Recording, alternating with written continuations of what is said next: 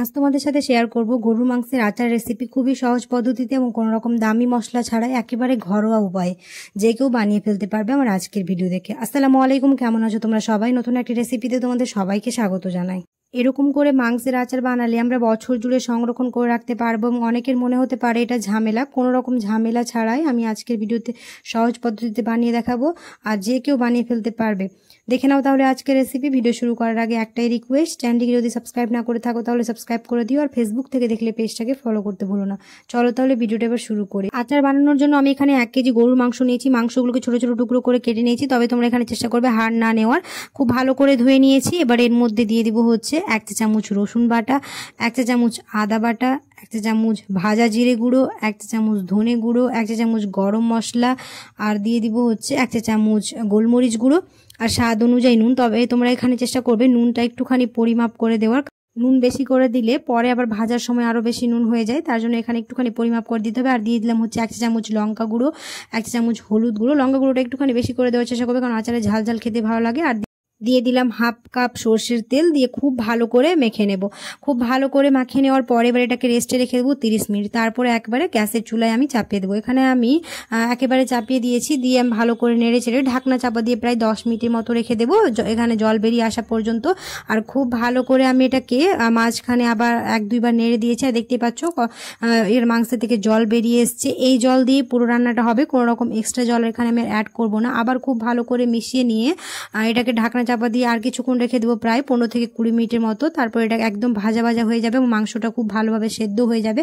আর এখানে 80%-এর মতো কুক করে নিতে হবে মাংসটা। খুব বেশি মানে পুরোপুরি সেদ্ধ করা চলবে না, কারণ এটা যখন ফোড়ন দেবো তখন আবার সেদ্ধ হবে, তার জন্য এখানে 80%-এর মতো সেদ্ধ করে নিতে হবে। এখানে আমি মাঝখানে 2 থেকে 3 বার এরকম নেড়ে চেড়ে দিয়েছি। আর দেখতে পাচ্ছ কি সুন্দরভাবে ভাজা ভাজা হয়ে গেছে আর জলটাও পুরোপুরি শুকে গেছে আর এরকম তেল ছেড়ে এসছে। এবার আমি গ্যাসটাকে অফ করে দেব। এবার মাংসটাকে ফোড়ন দেবো, তার জন্য কড়াই বসিয়ে দিয়েছি। কড়াইয়ের মধ্যে দিয়ে দিলাম হচ্ছে সর্ষের তেল। আমি এখানে 1 কাপ সর্ষের তেল নিয়েছি, তবে এই আচারে তেল ব্যবহার করলে খেতে ভালো লাগে। আচারটা একটুখানি বেশি করে তেল ব্যবহার করতে হবে। তেল গরম হয়ে আসলে ওর মধ্যে দিয়ে দিলাম হচ্ছে কয়েকটা এলাচ, লবঙ্গ আর দারচিনি। তারপর দিয়ে দিব হচ্ছে রসুন। আমি এখানে ছোট ছোট করে রসুনটাকে কেটে রেখেছিলাম। আর দিয়ে দিলাম হচ্ছে আদা কুচি, আর দিয়ে দিব হচ্ছে কয়েকটা গোটা রসুন।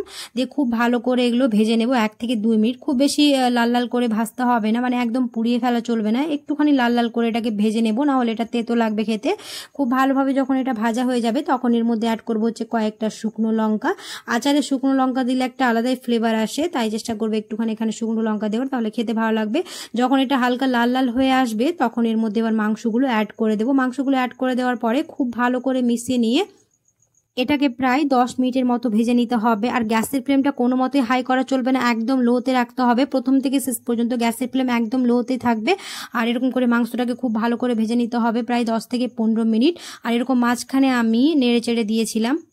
যারা দেশের বাইরে থাকে তাদের জন্য এরকম করে আচার বানিয়ে রাখলে এটা বছর জুড়ে সংরক্ষণ করে রাখতে পারা যায় এবং তার চেয়েও বেশি দিন এটা ভালো থাকে। আর এখানে বেশি দিন ভালো রাখার জন্য তোমরা চেষ্টা করবে এখানে আরও বেশি তেল দেওয়ার। যেহেতু আমি এখানে বেশি দিন রাখবো না, ফ্রিজে রেখে খাবো, তার জন্য এখানে আমি তেলটা কম ব্যবহার করেছি। তোমরা যদি এটা দেশের বাইরে পাঠাতে চাও বা বেশি দিন সংরক্ষণ করে রাখতে চাও তাহলে এখানে তেলটা বেশি করে দেবে। আর দেখতে পাচ্ছ এখানে মাংসটা আমার ভাজা ভাজা হয়ে গেছে।